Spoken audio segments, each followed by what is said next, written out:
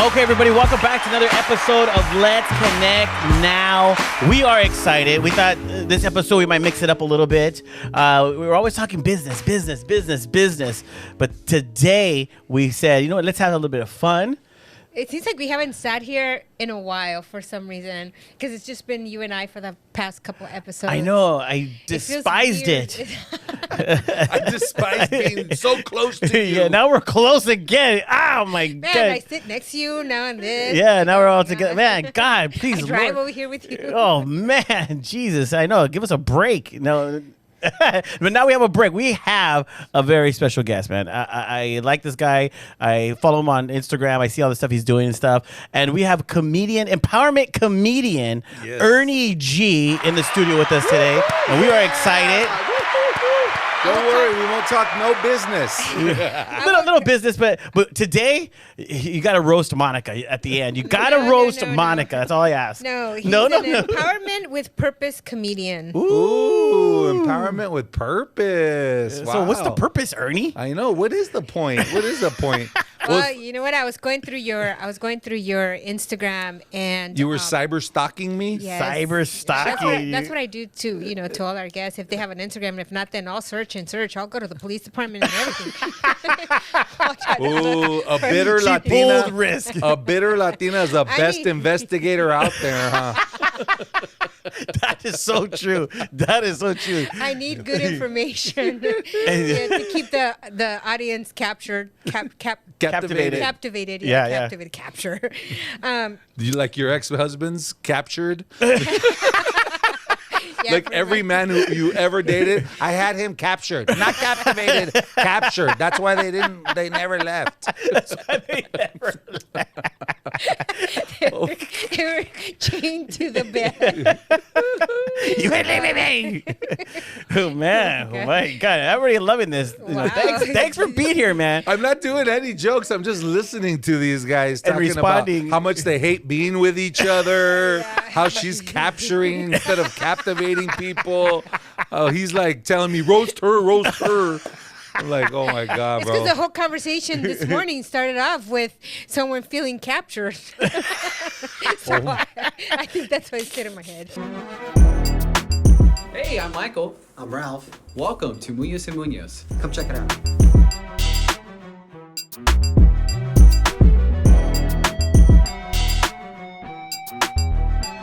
Here at Munoz and Munoz, every case is important to us. Big or small or big, we're here to help you. And here also, privacy is our #1 priority for all of our clients. So come check it out.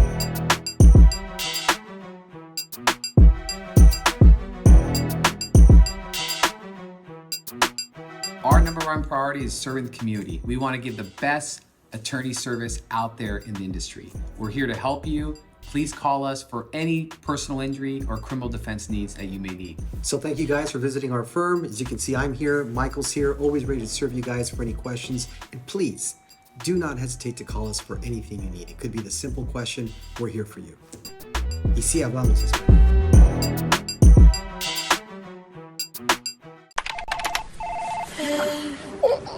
Shoulders, knees, and toes. Head, shoulders, knees and toes, knees and toes. Head, shoulders, knees and toes, knees and toes. And eyes and cheeks and mouth and nose.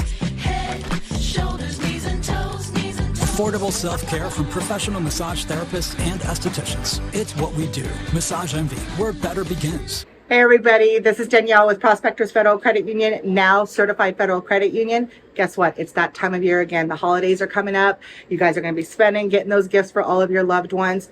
And I just wanted you guys to know that we can help you save money and get those balances down, especially with the credit cards that you use with those high interest rates. Bring it on over to us. We have low fixed rates starting at 8.9. We don't go above 17.9. And if you want a balance transfer, you can get 0% for 6 months. Imagine what you can pay off with that. You guys have any questions, please do not hesitate to contact me, 909-504-7371. Again, I'm Danielle with Prospectors Federal Credit Union, also now Certified Federal Credit Union. I'll talk to you guys soon. Have a great one. Before we go on, I did read something about you that I thought was wow. I'm like wow, and he's here. About maybe 4 years ago or so, you had a heart attack. I suffered a cardiac arrest on stage. Wow. It was brutal. Yeah. So I waited till I was 50 years old to have a child. I'd always wanted to be married. I wanted to have a family. I wanted to have kids. And then during the pandemic, you know, you're staring, like I live at the beach. I live in Hermosa Beach, and I'm staring at the ocean, and I love where I live, but I'm by myself. You guys remember what it was like during the pandemic? Yeah, yeah. You're by yourself all day, every day. Then you had to deal with your life. You had to deal with what you was like your reality. And even though I loved my career and I was doing great, I was by myself. And so I fell in love, got married, had a kid, and 3 months into my baby's life, suffered a heart attack on stage. Wow. It was Did brutal. you like in the middle where they noticed that you were having something was wrong? No, I did a 20-minute set, and I was right about to get into my closer, and then I said, "Oh, shit!" I grabbed my chest and keeled over, and people were like nervously laughing and clapping. They thought it was. They didn't know. Yeah. wow. And God sent me all these angels because of all the good work that I've been doing, which I'm sure we'll get into. I felt like God sent me angels. There was an ICU nurse from the local hospital on her night off. Oh, wow, And that's amazing. everyone's laughing, and she's like, "This guy's not doing." Like she did a beeline. It's for me. familiar. She's familiar. She knew what was yeah. going on. So she starts doing CPR on me. Some big Samoan dude that had just gotten certified in CPR for the city of Torrance. wow. He's like, "What do I do?" So he starts doing chest compressions. And then this, like a woman who worked at the local high school, was like a guidance counselor. She starts doing mouth to mouth on me. And then some other guy that teaches CPR at El Camino College God. goes, no, we don't do mouth to mouth anymore. Just keep doing the compressions. And so 4 different people like were trying to revive me. The EMT came. They did the defibrillator. Yeah. Clear, chkunk, non-responsive. Clear, Oh, so chkunk. you were kind of gone then. Dude, I was gone. Like they tried to revive me 3 times, and they couldn't revive me. They put me in the gurney. They sent me away. And then Brian Shield, the host of the comedy show, was like, "What hospital are you taking him to?" And the guy says, "Bro, we've tried 3 times. This guy's not going to make it." Oh my God. And they revived me in the ambulance on the way to the hospital. I don't remember any of this, but 3 hours later, I woke up intubated, like strapped down, and like my best friend's going, "Ernie, you're here. You're alive. We're gonna be here for you." And dude, it was brutal, bro. It was brutal. And my baby was 3 months old at home, and nobody could get a hold of him. Somebody posted on Facebook, "Ernie G suffered a heart attack on stage. Does anybody know his wife's or his fiance's phone number?" And all these people started calling. And long story short, I was stuck in the hospital for 16 days because of my the COVID gosh. spike. Yeah. They couldn't have surgery. They couldn't transfer me. And then on February 14th, 2021, I had triple bypass open heart surgery. And here we are 4 years later, and I'm healthier than I've been in a long time. I discovered, which I didn't know, that I had coronary heart disease. My dad, who's a Puerto Rican who died of a heart attack at 72, gave it to me, and it's like 80% genetic, that this disease that I have. So I take pills every morning, pills every night, but I'm healthier and happier than I've been in a long time. Nice. Wow, what a what blessing. were some of the changes you had to make though? The first one was owning the fact that I had diabetes. Like my cousin, who's a doctor, she's like, "Cuz, I have a feeling you have diabetes. You should probably go get checked." I'm like, "No, I'm good." You know, like you and I talk Yeah, about mind over mind. matter and Yeah. putting positive thoughts into the universe. I was like, "I'm fine. I'm fine." Yeah. But you got to match that with reality. You know, you got to go get checked by the doctor. It's not just about like meditating that your life is great. You have to like figure out what's really going on. Right. And I didn't do that before. I wasn't physically healthy. I was spiritual and emotionally really healthy, and that's what I teach students and about empowerment. But I wasn't taking care of myself. And Interesting. now that I've had my heart attack, I know what my cholesterol is. I know what my diabetic numbers are. I check my blood every morning, and so I take 6 pills every morning and 7 pills every night. But I know exactly what's going on with myself. But no, we have to make a change. I mean, the entertainment industry is a lot of food and drinking. Oh, that's all it is, dude. A lot of That's food all and it is. drink. Like entertainment. So I would go and perform, like let's say at Virginia Tech, and I'd empower and inspire all these kids. And I'd say, "Hey, you guys let's go eat now." And we'd be at like some pizza joint. I'd buy like 40, 50 kids pizza and wings, and then I'd go back to my hotel room at 2 o'clock. Heartburn. All full. Like, reflex. I inspired these students. And I'm like, "Ah." And then after the heart attack, I realized that it's all about physical, spiritual, and emotional intelligence. Yeah, you know? yeah. So now I take care of myself, and that's part of what I teach. Because every teacher that we know, every great business person that we know, anybody that's making an impact in the community, we love to give, but we forget to take care of ourselves. That is That's very true. That is so true. That is very true. But here you are. Look at you get to be a father to your 4-year-old now. My beautiful Yeah. son Joaquin, he's so gorgeous. How old dude. is he? He's 4. He's He's 4, 4. right? Yeah, he Yeah. was 3 months old when this happened. That's amazing. He I gets love now. it. I'm sure you're really, probably loving your health and really doing all the extras that you have to do so that you can be there for him. Oh my God! Because that's yeah. probably so important. Yeah, my son Cristiano, who's 11, I met him when he was 6 years old, and then we had my baby, and so I have an 11-year-old and a 4-year-old now, and we go to the park and stuff, and I can't really play with them like I wish I could. But just to be there and to know that like everything that I do is for them. You guys know. Yeah. Yeah, If you do have for your kids, family. Like two girls. everything you Of do course. is for your kids. So No, I I feel love great. it. I feel great now. So it's empowerment comedian. I like that. Empowerment. People are just like comedian, actor. What? How? Who? How empower? What? I'm trying to figure this out. No, because most people in their bios, in their Instagram bios or whatever social media bios, it will say comedian, actor, blah blah blah blah. But you're like empowerment comedian. I truly believe I coined that phrase. About 25 years ago, I took a life-altering transformational seminar. It's called the Landmark Forum. And in that seminar, like you get in touch with what you really want to do. Like if you can design your life and be anything that you want to be. And I was like, I want to be like a motivational speaker, but I also want to be a comedian. I'm like, how do I combine these two things? And so the seminar leader said, if you know in your heart you're a performer and you're not performing, you're robbing the world of who you are. I like was like, that. oh, dude. I And like that. I quit graduate school and I started doing comedy. But when I first started doing comedy, I would throw in all this motivational stuff because I knew about motivational speakers. And then this funny comedian, Willie Barcena, he's still around. Oh, I love that guy. I love Willie that came guy. up to me and goes, hey, bro, don't be doing that live your dreams crap, bro. He goes, dude, people come to comedy shows to forget about their life. You're making them think about their life, bro. And I was like, dang. Okay. And I wasn't that funny yet. When you first start comedy, I don't care who you are, you're not that funny until, a few years into it. And I started with Fluffy, Gabriel Iglesias, and, Felipe Esparza. We all started together at the same time. So we'd be at these clubs and we'd be doing all these hoochie hood rat jokes in front of all these hoochie mamas. And then I'm like, don't forget, you can live your dreams. And people are like, what? Who the hell is this pendejo, dude? You can live your dream. So it wasn't until so we did this show called Que Locos back in the day. I don't know if I you do, guys- yeah, I remember that. Que Locos Yeah. was this Uh-huh. big, huge hit. It was. A lot of us were on. George Lopez was the host. And every Latino comedian that is now famous or does Yeah. Netflix specials, they basically started out on Que Locos. And I did that show 8 times. I had 8 shoot. episodes. So I kind of became known in the Latino community. But my passion was to do this empowerment stuff. And so the short version of the long story is I got asked to speak at a middle school in East LA.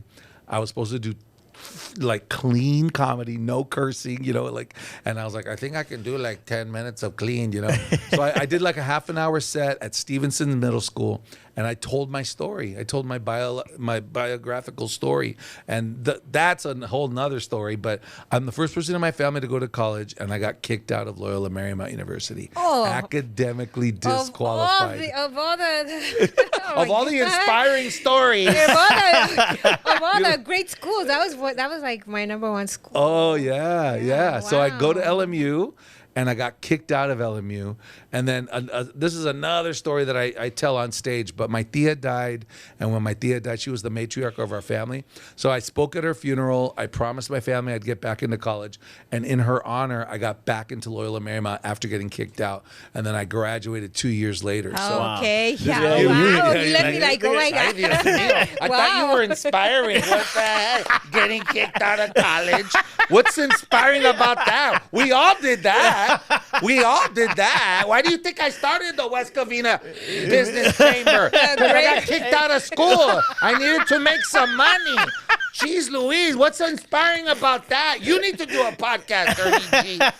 You got kicked out, so did I. I got kicked out. I had bankruptcies. My ex-husbands are all coming after me. I got zero money, Ernie. Why do you think we need sponsors for this show? Come on, Ernesto. We've all been kicked out of college. If you're inspiring, tell us the good news first, okay? Don't just leave me down in the dumps, all pathetic. That's how it felt like how you left her right there. She's like, wait a second here. I obviously didn't do my real research. I found out he had a heart attack. I didn't realize he's still struggling financially. Ay, Dios mío. Nothing else mattered, bro, but look, I know. she didn't care. Whoa, stop this interview now. She's like, I wanted to go to LNU. They didn't even let me in. I know. So if they would have let me in, I would have been kicked out just like you. Is that what you're trying to tell me? Maybe I would have told some jokes. I should start comedy. Dang. Oh my God, you're too much. Please calm down. I hope you took your pills. We don't want heart attack number 2, please. We don't know Please. CPR. Oh my god. Oh my God. Oh my Oh, God. I love it. But you've been really good at answering all the questions because I'm just kind of going through my questions here and. So you work with youth and community groups. What young people do you feel? What do young people need to hear? Do you feel that they need to hear right now? They need to hear what, for my whole career, my most powerful message that I've been delivering is let your light shine. We all need to let our light shine. Right. So I started doing comedy, and then I spoke at that middle school. And when I spoke at that middle school, like I told my story of going to college, getting kicked out of college. And I told some other stories. And at the end of my show, there was a long line of students saying, "Mister, can I tell you something?"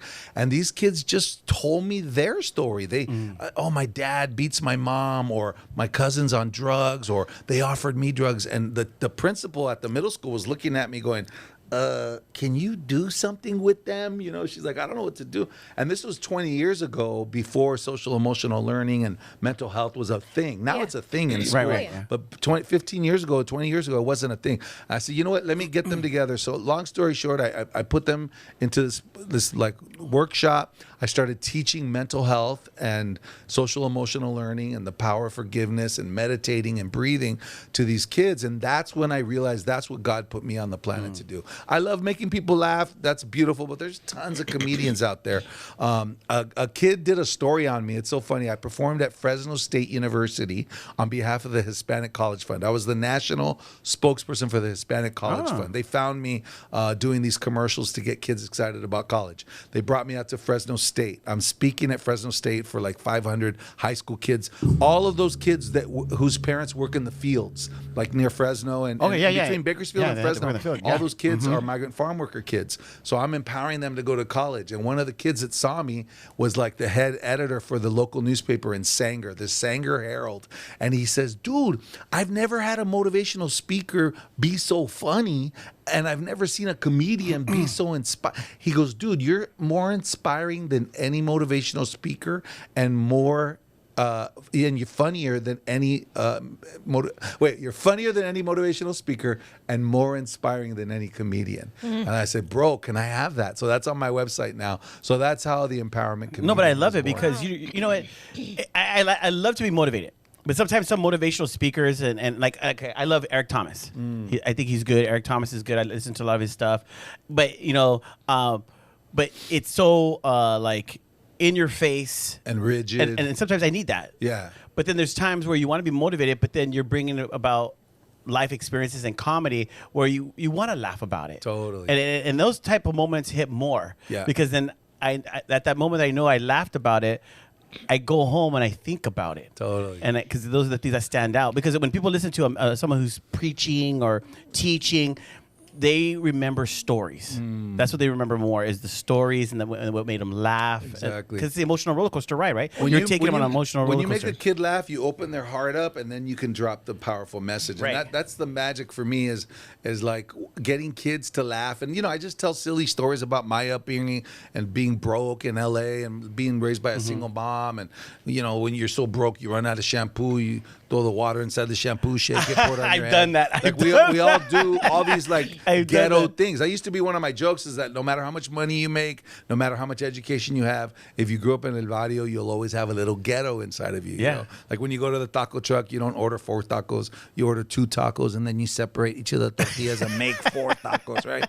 So we stretch our dollars out. Your face is like, yes, I still do that. I don't see why that's a problem, because Ernie G. I'm thinking Her about parents my own a next, catering truck. because I'm thinking about my next question, because I've never encountered someone who did who mixed in, mental health with comedy. Yeah. And so I'm just wondering, like, how did you make that work? Because I don't know, are people welcoming that, or is it just youth? It's super fascinating to people, and a lot of mental health professionals are very skeptical of what I'm doing because they've never seen somebody who spent the past 20 years of his life mastering the power of comedy and being able to talk about empowerment stuff together. The reason I'm, not to brag, but the reason I'm so effective in front of kids is because I've put my foot in my mouth over and over and over again. And now I'm finally at a point where I'm like, okay, I can't talk about that stuff. I can talk about this stuff.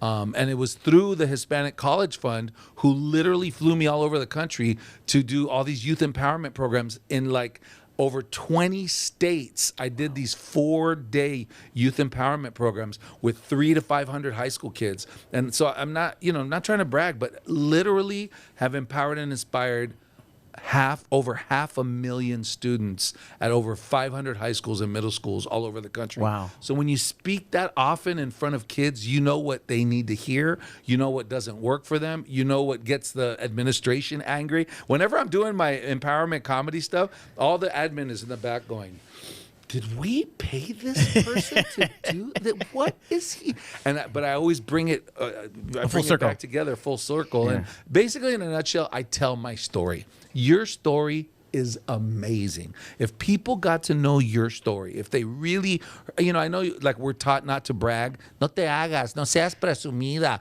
Just shut up, work hard, and keep your head down, right? That's a Latino thing. Shut up, work hard, and keep your head down.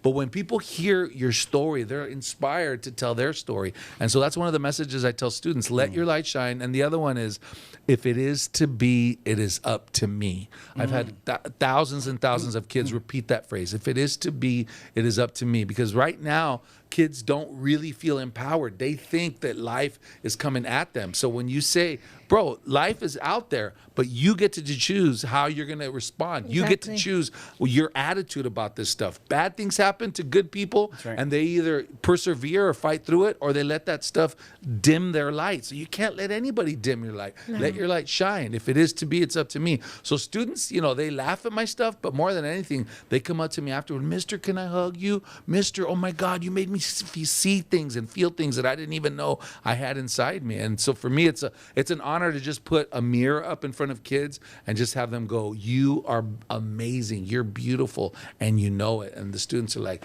man, somebody gets me, somebody sees me, Yeah, that's so. I don't know. As I hear you talking, I had a little experience. I won't go into all the details, but I got to be principal for a day, and it just so happened that it happened to be at a continuation school with 11th and 12th graders, and I had zero reach when I spoke to them at the assembly. I mean, I was trying to tell my story, just a little bit about myself, but everybody had their earphones on.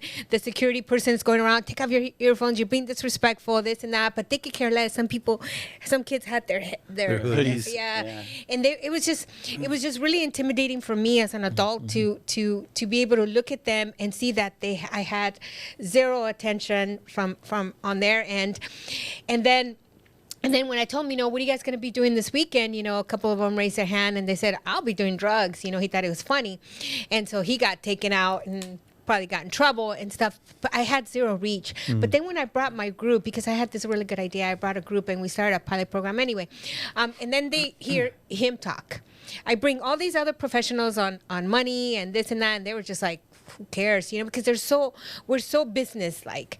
And then here he comes and he starts talking about, who he is, what he's done. Oh, man, headphones came off, hoodies went down. Everybody's like, oh, what movie were you at? They start like well, because the way I started it was, it's a continuation school. I just said that. Oh, okay. Did you? Yeah. Oh, okay. Sorry. He doesn't Oh, listen. I was listening, but so it's a continuation school. I went there.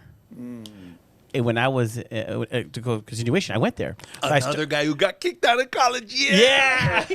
Not kicked out of college, kicked out of middle school. Huh? So I started off saying, I came here.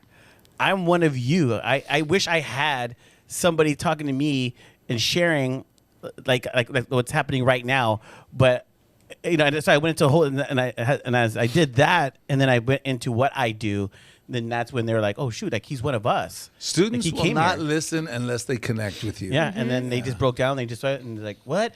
And yeah, on their phone. What did you create? What did you? Okay, you produced a music video. What is the name? And they were just like engaging in what we did. What I did and stuff. So it's just like you said, it's relate. They want to relate to you and know. Like for instance, too, we did a panel years ago, and it was me, a rapper, a CHP officer, and somebody else. Now, when we all got there, they were booing my buddy who's a CHP officer because he was in his uniform. They're like, because they were incarcerated youth. Oh, wow. So they were booing him. As he began to tell his story and how his dad was an ex-gang member and his family, he was the highlight. I bet. Afterwards, they were going up to him. They didn't care about me, the rapper, nobody. They were going up to him because he related more to them because he just made a choice to better his life. Yes. But the family that he came from, they're where they're at because they chose to go the same way as their family, but he chose not to. Yes. And that's the only difference. Yes. So he related. That's the thing I tell students all the time that they connect with is game recognizes game. Yes. When you've been through some stuff and you're able to share authentically, within the first 5 minutes of performing, I always tell students that I got kicked out of college, that I wanted to be a cholo. I was more afraid of my mom than I was the cholos. The cholos beat you up once to get you into the clica. My mom beat me up every day. And so I do a whole bit about how I wanted to be a cholo, and I grew up in the gang. I could have very easily grown up in the gang life. I grew up with it right there, but I was more afraid of my mom. But when you have the courage to be fiercely authentic about your story, students and people connect to that. Yes. And we're always so afraid of telling our negative impact, all the trauma that we've had. But when you're able to do that confidently in front of a group of kids, they're like, oh, what? Oh, she's real. Oh, he's real. Oh, he's been through some stuff too. When you came in as the businesswoman, they were like, look at her. She thinks she's all pretty. Yes. Yeah. Probably. She thinks she's got money. I could buy a fake Louis Vuitton purse too. And then you tell your real story. They're like, oh, she's real. Yeah, probably. And then now with social media and everything and all the what is it, imposter syndrome that people have, and people are I think now more than ever they're more afraid to be who they are. But that's something that we talked about on our previous episode about things that we wanted to let go for 2025, and we just really decided to embrace just being real, being who we really are, especially on this show. I started off trying to be I don't know, it's very sophisticated. I would say Oprah. I don't know, somebody the Latina Oprah. Yeah, something, because you envision your podcast. Oh my God, who do I want to be like? And you know what? I stopped saying that. Good. I finally realized, I just need to be who I am. And I started realizing that even talking about, certain mental health things that have affected us or currently affect me, people were calling me with tears in their eyes and saying, I never knew that about you. Yeah. And so you see the connection that you have with people when you are who you are. We're talking about bipolar. And people were like, oh my God, they were just like, wow, can't believe that people are talking about that so freely. Like, you look at you and you're like, you seem so normal, and it's like, and so you just open up, you just really start connecting with people, whether they're in business or whatever. You can't be ashamed of who we are. We are who we are. Exactly. And we've all been through some stuff. So. And it's funny. There's a lot of things that I come back and I tell him that people are sharing with me on social media that he didn't even know, and he's known them longer than me. And I'm like, did you know? And he's like, no. And I just feel really a connection with people once they reveal certain things about them. Then that social media is all fake. Exactly. Well, that's the dichotomy of what's happening on social media nowadays, is that people are like, one of the biggest issues is anxiety for kids, right? Like, I'm nothing like, Jenner or whatever her name is, Kylie Jenner or whatever. I'm nothing like the Kardashians. But I have to be different. I have to be sexier or whatever. But the beautiful thing is that now mental health issues are out there. People are talking about it. And I feel like the most powerful celebrities out there are the ones who are vulnerable and real. That's why people love Taylor Swift. I'm not a huge Taylor Swift fan, but all of my nieces and nephews are. Then all these girls look up to her because she's willing to put her stuff out there for people to see that she's a real human being. And I think for me, the most powerful gift that I have is that I keep it so real. I'm not afraid to tell people I got kicked out of college. I had, within 30 seconds. But you went I'm talking back. But you went back. Don't say you got kicked out. Give yourself some credit, Ernie, because I got kicked out and I never went back. Okay, I opened businesses and I'm a grandma now, which I'm proud of, but I never went back. Right? No, I mean, I tell that the resolution to my issues I talk about on stage, but when you say you had a heart attack, when you say you got kicked out of college, when you say your mom used to beat you up because you wanted to be a cholo and she wanted to keep you on the straight and narrow, kids are like, whoa. I mean, I have gotten my butt kicked by cholas, but not cholos, cholas, but when I was a kid. So when kids see you being vulnerable, they're like, whoa, this person's real. And I think that ultimately is what's happening out there right now. That's why mental health is like, it's even kind of cool now. And now there's like all these centers at all these high schools, these wellness centers, and they're hiring people to go in there and to make an impact on students. The problem is that a lot of people running these mental health facilities or these wellness centers, they're clinically trained psychologists. They're very technical. Yes, but they're not somebody that the kids can relate to. Yeah. Sometimes they are. I've worked at several schools that you're like, oh my God, that's amazing that you do this. But a lot of time they have their masters. They're by the book. They're by the book, but they people are afraid to keep it real. Right. But when you keep it real, you connect with people and you have them feel seen, heard, and gotten. That's one of the messages that I love to deliver is like when grandma looks at you, she looks at the real you. She says stuff like, ay, linda, preciosa, querida de mi vida. And that's why we love our grandmas, our abuelitas, because they are real. Exactly. They keep it real. And you can't be fake or phony around grandma, They'll call you out. Yeah, so grandma makes you feel seen. She makes you feel heard. She makes you feel gotten. And I think that's I love that you're saying that. Oh my God, because it made me think about my grandma, but it's so true. Yeah. Shoot, my grandma would call me out. She would say, you think...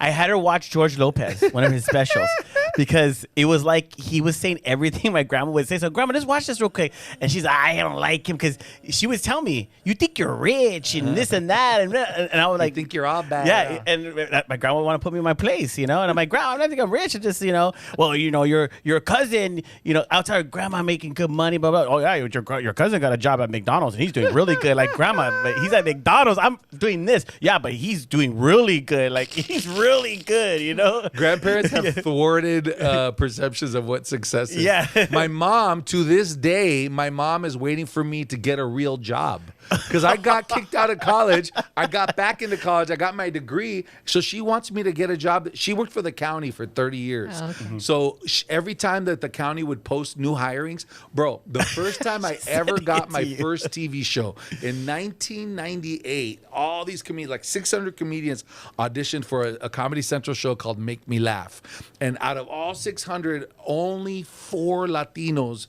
got it. I got that show with 3 other Latinos that got it. So I come home and I go, Mom, I'm going to be on TV. I got this TV show. I auditioned. I got this TV. And she's like, when was the last time you went to the dentist? I was like, what the hell? She's like, comedy doesn't have benefits. You need a job with benefits. So the next time for my birthday, she sent me a job application for the county of Los Angeles.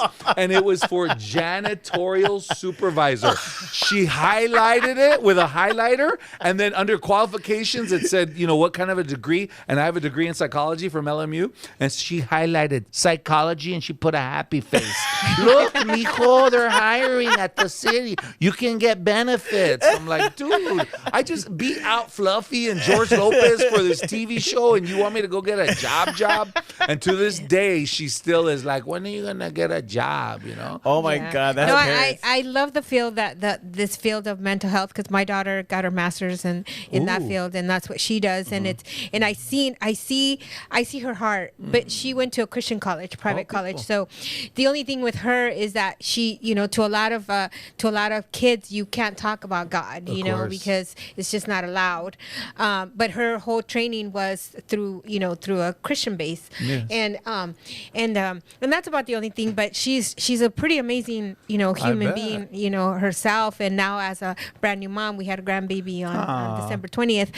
You can already see, like her The impact she's making. yes on a 3-week-old, and it's like, wow, you talk to her like if she's like all grown up. I know. And she's like, she understands, and I'm Yeah, like, yeah, okay. yeah. Well, they But do. it's They beautiful. comprehend what you're telling They them. absorb all of Yes. it. Yeah. And the thing about, because I truly believe I'm doing God's work. Like I am crystal clear that I'm doing God's work, but I don't say that on stage. You hardly ever hear me say God.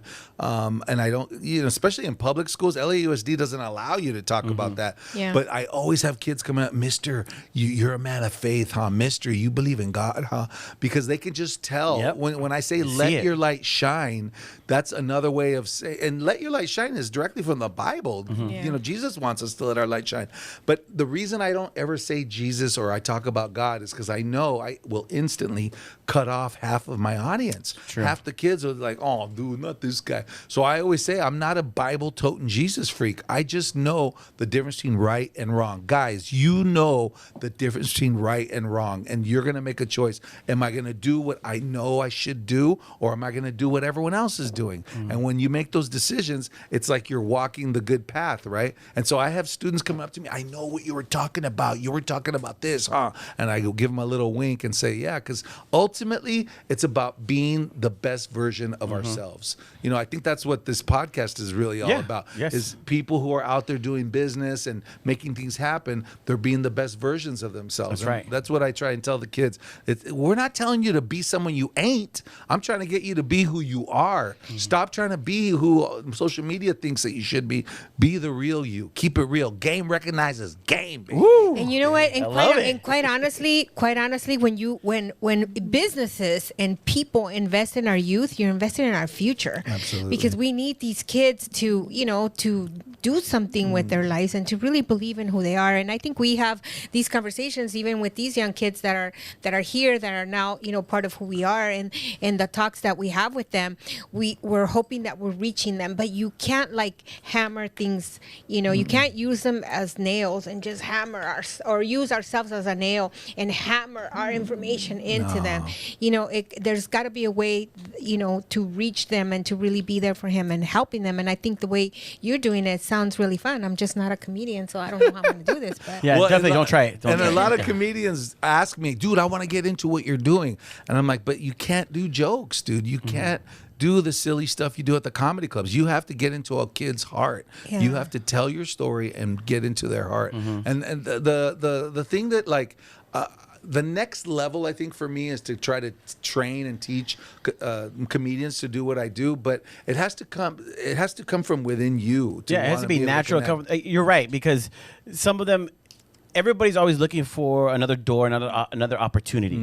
And some people could be hitting you up because they see like, oh shoot, well, he's over here making money this way. I could do that too because I could just be motivational. But you love what you do. That's the difference. Some people are just looking at for an opportunity Right, to get into exactly. another niche. Exactly. But you're like, no, dude, I love doing this, and that's why I'm real with them. I share with them, so I see the difference, because even when you're sharing right now, I believe you. You could see the I passion. want to go to your next show. Yeah, I When's want your to. next show? Yes, no, because like some guys that I'm not gonna say their names, but when you were saying that, I know a lot of comedians. Yeah. I can just see them in my head asking you, but I know they don't have that substance to deliver that type of message. Exactly. They would just go in there and be fluff, where people would be like, the kids are just okay. and walk off with no I- substance type I thing. think comedy is funny, but it's just when it's so vulgar. Yeah, Like it exactly. really doesn't minister to. It doesn't do anything to Just me. like vulgar comedian- comedy. It's Good. almost like it's just so vulgar for my brain. Yeah. I don't I don't say that I'm better than what they're saying or whatever. I just didn't grow up with that kind of stuff. So to me, course. it bothers me. It does something to my nervous system. I don't know. I don't know why. No, so it goes back to the thing I was saying earlier. When grandma says you're the most beautiful girl on the planet, eres la más bella en todo el mundo. Thank you, You're, Ernie. you're- It was an example. I wasn't even talking to you. You're like, I'm just automatic because I hear it so often. Darn. Thank you very much. I'm trying to teach grace, being graceful, okay, Ernie G? There's a lot of pretty girls out there that get called pretty and they just say, I know. So I'm trying to teach them to say, thank you, okay? There's a difference between I know and thank you, okay? no, but because I've been doing this joke for years that when grandma says you're the most beautiful or you're the most handsome boy on the planet, your brain kind of goes, well, of course she's going to say that. She's my grandma. That's her job. But in your gut, in your heart, when grandma says, eres el más guapo en todo el mundo, you're the most beautiful girl on the planet, you actually have this experience of having been gotten, of having been seen. Like someone gets you. It's weird. Like, you're not the most handsome kid on the planet, but when grandma says it, you're like, dude, she knows me. She really gets the real me. And that's what I try to leave students with when I tell them about running out of shampoo and throwing the water in the bottle and shaking it, running out of toilet paper, go to McDonald's and get napkins. There's all these little ghetto things that we do, but people are embarrassed of these things, but then they hear a successful comedian telling these stories and the kids are like, oh my gosh, I do that. So I'm committed to leaving students with an experience of having been seen, heard, and gotten. Why? Because when they feel seen, when they feel heard, when they feel gotten, they'll listen, and then you can drop the message. I could do a financial literacy, boring, Chase Manhattan, because I go to all these events, and Chase does all these financial literacy events, which are beautiful information. But if a kid's not listening, there's no point in doing it. So when you make a kid feel seen, heard, and gotten, their brains and their hearts open up, and you can drop any powerful message. And that's what I've been doing for the past 25, 30 years of my life. And now, since my heart attack, a lot of people think that I kind of stopped doing it because they're like, oh, pobrecito Ernie G. But I'm back. I'm healthier than I've been in a long time. And so now it's like I have to rebrand myself and kind of get myself back out there, because 2018, 2019, and then the beginning of 2020, I was out there killing it. But since the pandemic, we've all had to reintroduce ourselves and kind of redefine ourselves. And so I'm excited that people are now seeing, wow, Ernie G's been through some crazy stuff and he's still empowering kids. And now he's also empowering himself by staying healthy and stuff. So I know what last year or a year ago, when I first met you, you mentioned that you were also talking to women or doing some women empowerment events. Oh yeah, That always, was you, right? always, yeah. So what goes on those events? What do you have to say to us, Bonita, Mr. bonita, bonita. What do you have to say to us, Mr. College Dropout? No, well, the thing is, my comedy CD, my very first comedy CD is entitled Mama's Boy, because I was raised by a single mom. I was not only raised by a single mom, I was raised by a bunch of powerful Latinas, none of whom were educated at first, but my grandma, my tias, my mom. My mom ended up getting her little 2-year degree from East LA College, and she's very proud of the fact that she got her AA because she worked at the One Wilshire building in downtown LA, which at the time was the tallest building in downtown. And then she met my dad salsa dancing at Leonardo's, got pregnant, and then had to drop out of school, But so anyways, the point is that I was raised by all these bad ass chingonas. My tias, my grandmothers, my mom. And so I've been a huge advocate for all things Latina, because Latinas, I don't know if you know this or not, but Latinas are the highest contributor to the national GDP, the national gross, the amount of money that this country is making. Latina women business owners are the highest contributor of any minority group.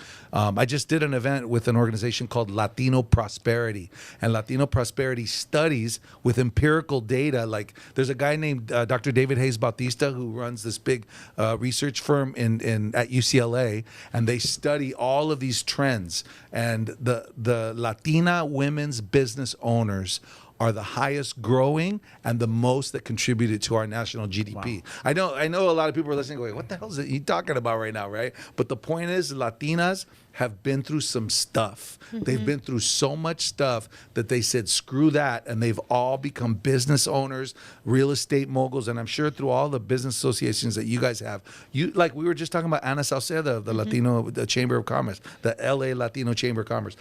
Ana Sauceda knows all of these amazing women. And I've emceed events for the Latina Women's Business Association. And everywhere I go throughout the country, in every market, Chicago, I just came back from San Antonio, I was in Washington, D.C. There's all these amazing women business associations with all these small business owners that are all ran by Latinas who are all killing it and making bank. And what's the difference between these amazing women making bank and all the kids in the hood who are little cholitas and getting pregnant at 15? What's the difference between a business owner and a girl that got pregnant when she was 15 years old? That this girl just hasn't let her light shine yet. A lot of these, excuse my French, badass business owners, when you hear their stories, they were pregnant at 15. Yeah, they were that and little now girl. they're grandmas, you know, in their 40s and 50s, and they're killing it. And so what you discover is that we all have a story, and when we have the courage to tell our story, we inspire That other is people. very true. I love it. I love it. Yes, that is very true. Do people know your real story? We got to do a podcast, just you and I'll interview you, girl. I'm gonna get into some stuff with you, girl. Just bring a big tissue box because you're gonna need it. Exactly. No, but I think it's true. I think our ganas come from our experiences, our life experiences, and some of us wake up and some of us don't. No. And the ones that wake up, they wake up fiercely and they go for it. You know, how do they figure it out? I don't know. But there's something there's something in us that just helps us figure it out as we go along, because there's no magic wand or nobody's gonna put it in front of you or whatever. You're just gonna go figure it out. Well, I'm a member, not a member, but I go to this amazing church called the Agape International Spiritual Center, and it's led by this guy named Reverend Michael Bernard Beckwith, who was in that movie The Secret. If you ever saw The Secret, I saw The it's Secret, about the power of the law of Yeah. attraction and the power of our word. And every time I go there, I get re-inspired through Reverend Michael's words, and then I steal what he says and I give it to middle school and high school kids. And one of the most powerful things he said that speaks to what you just said is that we are either pushed by pain or pulled by a vision. So everyone has gone through some trauma, and you talk to anyone who's been successful, they became successful because of some ugly trauma. You know, Abraham Lincoln, all of these like amazing heroes in life, Michael Jordan, they had enormous pain, which pushed them to be great, which pushed them to be amazing. And then something shifted where they healed that pain, they got through that pain, and then all of a sudden they were being pulled by a vision. So we're either pushed by pain or we're pulled by a vision. And we all know badass chingonas that have not healed their wounds, and they are still pushed by pain. And how do you know that? Because you cross them once, or you say one shady thing, and they're like, dude, I've had some Latinas that I'm trying to empower and I want to support them, and they're just like, Ernie G, I'm gonna kill you. I'm like, dude, I'm not your dad. I'm not your ex-husband. I'm not all the people that have hurt you. I'm your advocate. I'm in your team. I'm in your corner.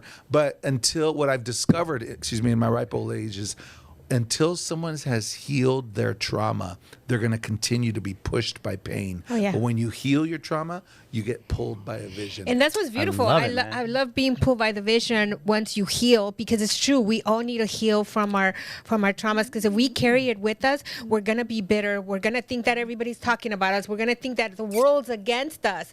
When in fact, you're the one that's against the world because all you have to do Totally. is change that face and that look that you have, that you think your crap don't smell, and people will start embracing you and really loving you for who you are.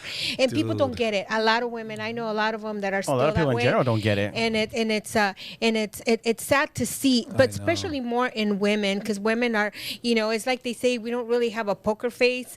We just it just kind of We shows. have an evil face. Yeah, no, I think women check out women more. Like, when they walk into a room, men, we're just like, yeah, we size each other up real quick, but then it's like, hey, what's up, man? Yeah, It's just yeah. a little bit more, but and men are Yeah. more forgiving. Yes. We forgive more faster than women. Women wanted to hold a grudge. I mean, even my wife will be like, I don't like them, but I forgave them. Oh, you did? Like they're hating them for me. Right, So right, you're like, you don't need to hate them anymore. I'm cool. Exactly. Oh, well, I don't know. They did that to you, so I hate them too. And like, okay. So women, yeah, they put a lot on. They have a lot. I remember when I was in college, I studied Eric Maslow's hierarchy of needs. I mean, it's basically like food, and then it goes up, and then the ultimate highest level of personal development is self-actualization, right? And that's when you're like, Buddhist monks and people that are just like, they don't let anything mess with you. And I'm always trying to get to that self-actualized level, the highest level of actualization. And the way that you get there is by being uneffable with, when no one can F with you. What would it be like if you could just be unmessable with? Does that even exist? It does. I'll It go does. to China. I'll go to China and I'll go over there and at a pyramid or whatever. Then nobody will mess with me.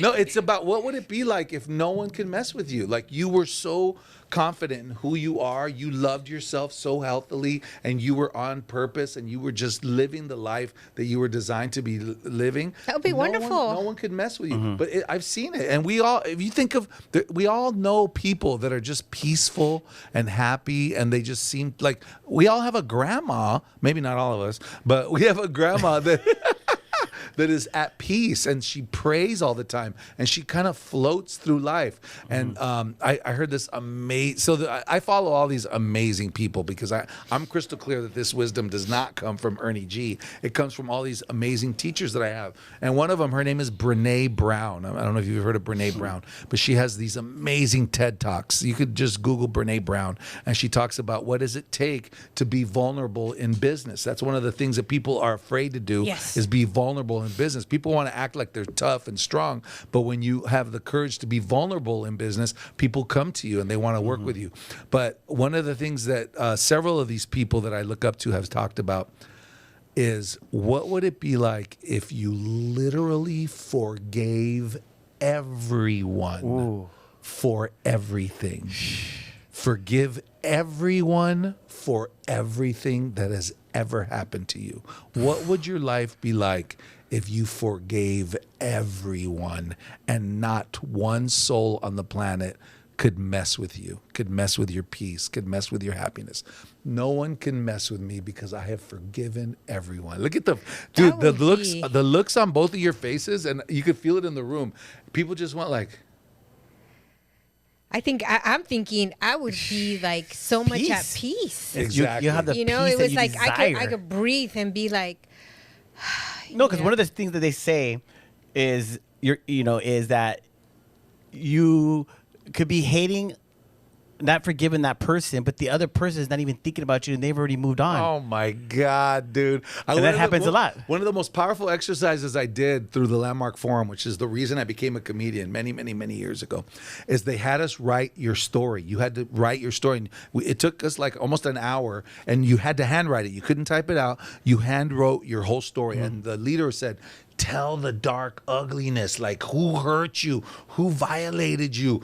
Tell the story, like the ugly truth. No one's going to read it, but just write it down. Get it out of your system, right? And so people just, they just wrote it. And after an hour of everyone writing, they said, find a partner and tell your story to the partner. Lord. It's like, I thought you said no one's going to read it, dude. And the exercise for the listener was just listen, maintain eye contact throughout the whole time.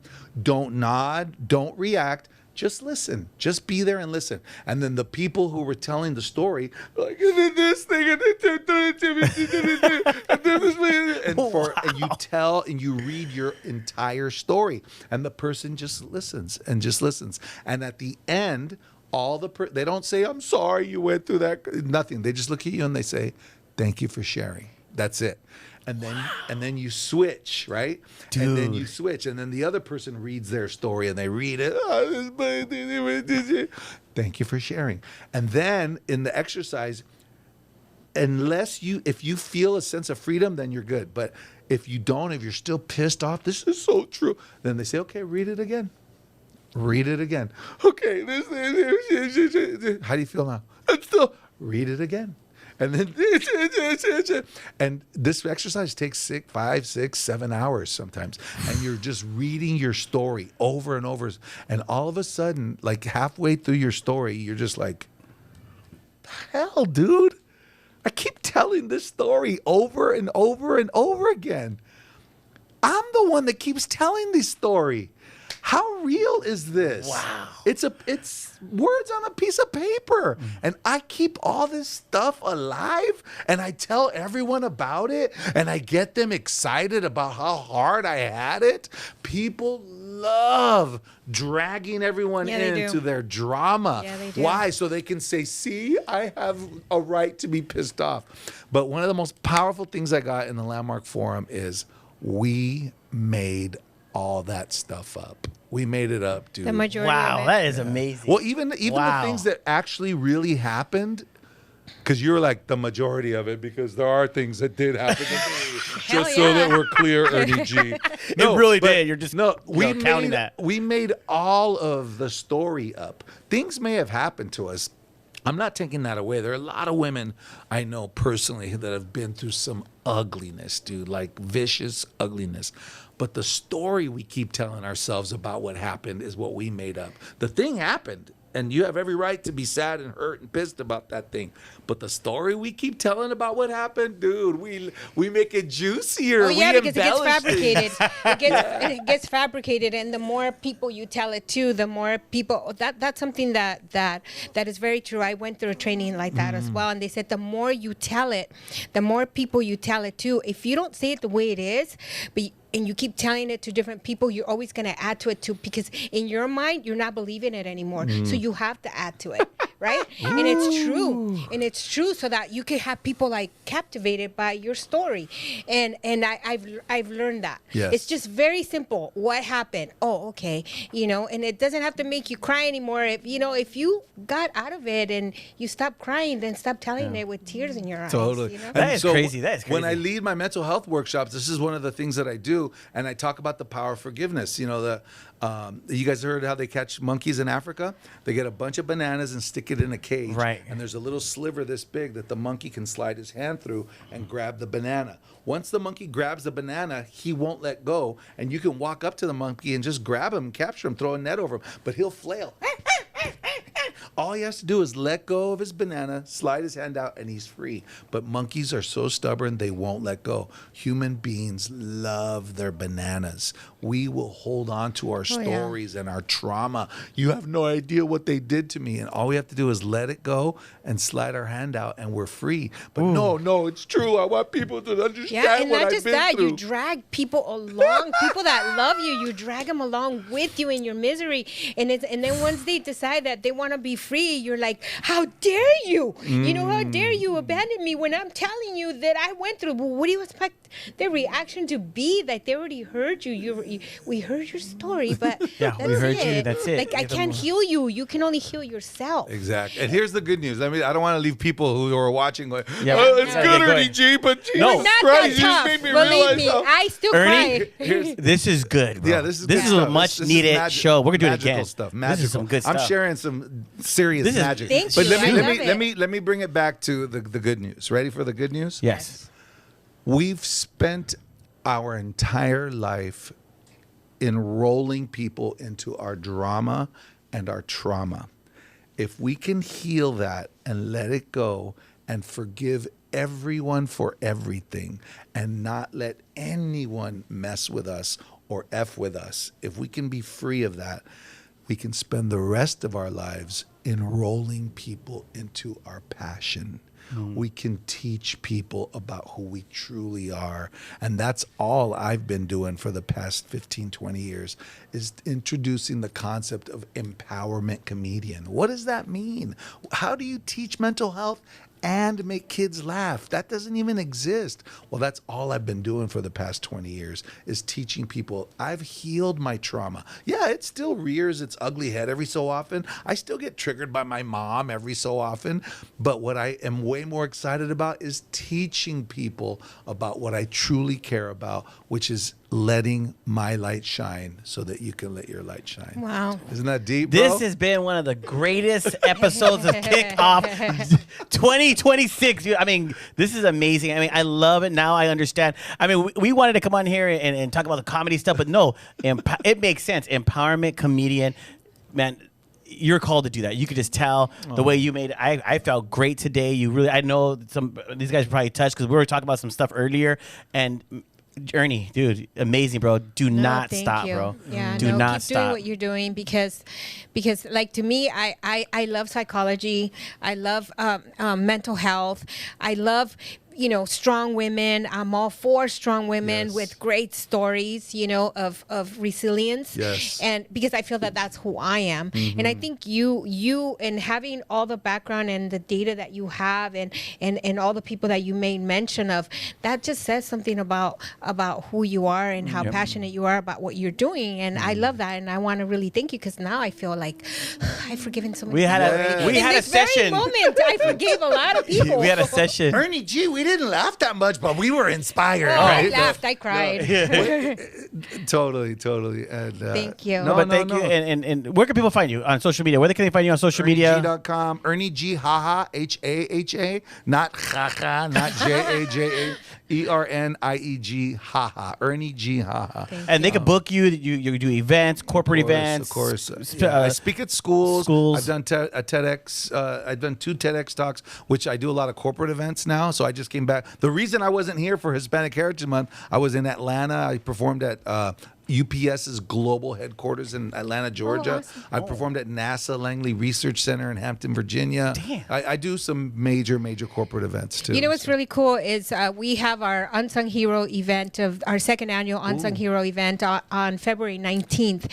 It would be pretty cool to have, or maybe even consider inviting you as our keynote speaker. Yes. To be inspiring because we have teachers, we have just your normal people from everyday jobs, being nominated for a recognition that sometimes they're very shy. They're very humble people, and well deserved recognition in our community. So maybe I don't know. Maybe that I think. Yeah, I think Of you'd be a course, great of fit. course. Yes, I think you'd be a great fit. Yeah, Yeah. I used to just kind of go wherever people invited me. I used to travel all over the country, but I have a family now. I'm home, Yeah. and I want to stay home. And there's plenty of kids here in LA that need to be inspired. There's plenty of business owners that need to be, inspired. So, and then here's the last thing that I'll say is that I am crystal clear that this has zero to do with me. This is I'm just channeling wisdom that has been around forever. And I feel like our job is to get out of the way so that true wisdom can pour through us. We want to tell our story so that we can tell people what's going on. But honestly, when you tell your story in a way that's here, I know you were going to edit this out, so if we need to, but That's let me share one last thing because it's so deep, dude. When I you love this. become someone that people know are into transformation or the power of their word or being uplifting and inspiring, you attract more people that are up to that kind of game. Right. If you're talking smack all the time, you will attract more people that talk smack. Every one of us has a tia that's always complaining, and she attracts more to complain about, right? But if you do the opposite and try to be inspiring, you'll attract more people who want to be inspiring. So I have all these amazing professor friends who teach all this amazing stuff at schools, and I have a friend named Maria Elena Fernandez who teaches Chicano studies at Cal State Northridge, and she calls me. She goes, "Oh my God, Ernie! I saw this man I listened to this man on NPR, and he's speaking at UCLA. Let's go see him speak." And I was like, "What is he going to talk about?"